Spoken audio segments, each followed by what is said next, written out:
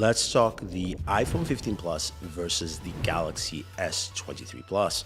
And you're wondering, okay, this is a camera comparison, Thunder. Yes, this is a very different one for you guys because I will be showcasing it in different ways, doing some plane spotting, and also, honestly, I'm actually out attending a buddy's wedding. It's my buddy here on the far right. Big shout out to him. Just want to give a shout out. And this image was taken with the iPhone 15 Plus, and it looks really solid. It's a very solid image. So how does it compare against the S23 Plus? Now, S23 Plus, you can see it feels a little bit blown out at the back. The iPhone looks like a better image, but the skin tones, I prefer that on the S23 Plus. Again, here in 2X, it's the same thing. A little bit more blown out at the back. You can see the iPhone, especially my buddy on the right, he's trying to compensate. He's making him look much darker. Now, this is a 3X image from the S23 Plus, and I think it overall looks better. It's a little bit on the lighter side, but I like the skin complexion. Front-facing camera. Now, this is the only photo I took. It's a busy weekend. You know how that goes.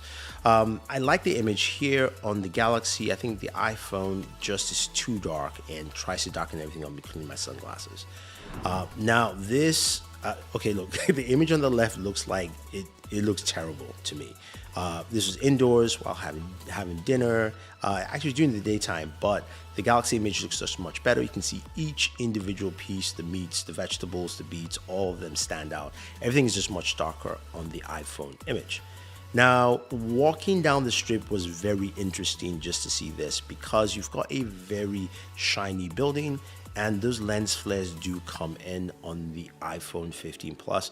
I just wanted to see what that would entail in terms of just imaging and image capture, especially when you're just recording, you know, sightseeing or anything like that. Makes the most sense. So we're going into some nighttime video, and this is in the car. And as you can see, one's brighter, one's darker. The iPhone really brightens up much more. The Galaxy is darker, but still keeps a lot of that tone balance, if you will. It's quite an interesting image. I think both of them work, but I want to hear your thoughts by the end of this video, guys. What do you guys think it stands? Now, that's a sphere, and that sphere is bright. It is super bright. And both images look really good. You can see the iPhone still tends to be a brighter image over the Galaxy, but I think I like what they've both done here, especially just focusing on the sphere. And we're going to be seeing more of that sphere later because we're taking a journey up something pretty high. And I'm talking about, of course, the Ferris wheel in Vegas, right?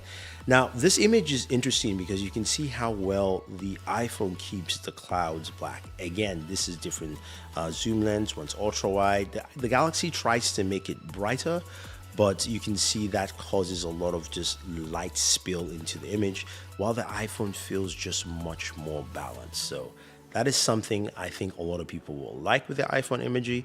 Even in this case here, just walking down the street here, you can see that. Going into this building, I want to show you a couple of different video shots. This is with the Galaxy here, and it looks pretty nice. The iPhone, once I start stepping, there's some jitteriness, especially with stabilization. So I'm not sure how that changes on the 15. And I'm just going to go back to a similar shot taken with the Galaxy here. And you can see the Galaxy is more balanced, less jitteriness, but also still pretty clean. Now, this is of course a very bright scenario here, so the iPhone 15 Plus does a really good job. And as we wait and kind of run through again, you can see some of just that bouncy jitteriness of the camera. Honestly, the view up here is great, and if you're in Vegas, you should try it out. It's pretty cool. It takes about 45 minutes or so. The Galaxy does a good job capturing, of course, a lot of the buildings, but you can see some of those neon lights kind of, they kind of flare out a little bit, just a little bit, but it's still fine. Okay, look, I have to get Mortal Kombat 1. I think that is something, this is calling me, and it's telling me that, hey, get the game. And I've been playing a lot of Street Fighter 6, but this looks absolutely gorgeous. The iPhone 15 Plus captures this really well. You can see the color separation, especially from the blue and the purple side. So that's actually pretty good. And also the Galaxy does a fairly decent amount here, but you can see there's a lot of blinking in between the two colors. And honestly, it's kind of hard for them to clean those things, but you can see how well it bleeds in between. Now, this one was interesting looking at both side by side, the sphere. So while the Galaxy kept a much darker tone around the background, the iPhone still kind of brightened up just the buildings around, but also kept a really clear separation between each color spiral compared to the Galaxy, where it felt a little bit more blended. So the iPhone did a good job capturing here. And this was where we kind of punched in with the lenses. You can see it's darker around, but again, both of the sphere look really good in video. And as we kind of punch out a little bit more, you're gonna see how each differs with the background. See how the iPhone lightens it up while the Galaxy doesn't. The Galaxy does a much better job on the ultra wide, I think, over the iPhone. But again, they are pretty close when it comes to those video capabilities at night. This photo here, again, you can see the light bleed in the sky while there's less on the iPhone, on the Galaxy. Same thing here with the cars underneath the bridge there. So a lot of light bleed on the Galaxy image over the iPhone, and then some nighttime video just walking. See, I kind of like the way the Exit sign looks on the Galaxy there. It's a bit darker, but also matches the color because it was black, while the iPhone lightens up the whole scene overall, making it a brighter and more effective video to look at. But you know, the Galaxy still keeps kind of like an even tone. There's better white balance correction on the iPhone than the Galaxy. Walking out on the strip, you can see some of that jitteriness on the iPhone with the video, but we haven't heard audio yet from the device. So let's listen to the iPhone 15 Plus audio.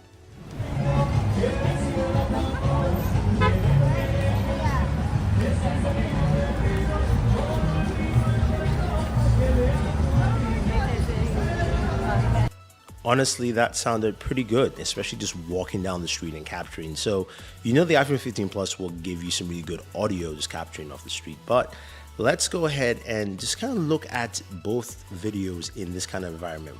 Well-lit street, there's a lot of lights from buildings. The iPhone has a very bright motif, the Galaxy does not. As you can see, the Galaxy feels, I like the kind of colors from the Galaxy, feels a bit muted, more balanced there, compared to the iPhone where red feels a little bit just washed out a little bit on the iPhone than the Galaxy, but still solid overall. Now, we haven't heard audio from the Galaxy itself, so let's listen to how the Galaxy S23 Plus sounds as we pass by the Razer store.